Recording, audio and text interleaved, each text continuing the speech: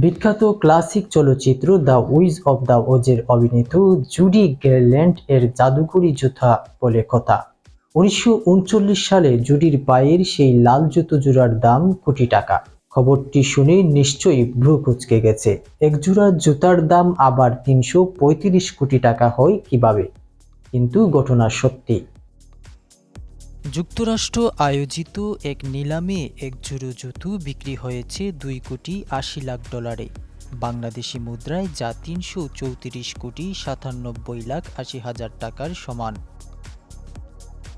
চলচ্চিত্রটিতে ব্যবহৃত জুতোগুলোর মধ্যে যে 4 জোড়া এখনও টিকে আছে সেগুলির এটি একটি। বিখ্যাত এই জুতাটিকে একবার মিনেসোটার একটি জাদুঘর থেকে চুরি হয়েছিল।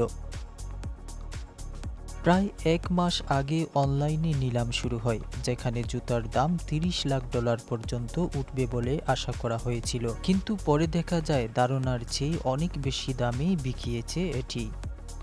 নিলামকারী প্রতিষ্ঠান হেরিটেজ অকশন এই জুতো জোড়াকে হলিউডের স্মৃতিচিহ্নের হোলি গ্রেইল বলে উল্লেখ করেছে। তারা জানায় এটি সিনেমার ইতিহাসের সর্বোচ্চ মূল্যে বিক্রি হওয়া স্মারক।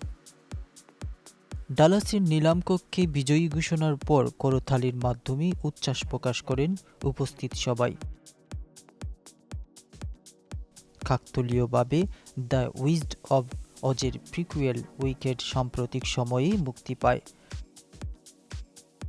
সবকিছু মিলিয়ে তাই পুরনো দিনের সেই বিখ্যাত চলচ্চিত্রটির প্রতি মানুষের নতুন করে আগ্রহের জন্ম নেয়।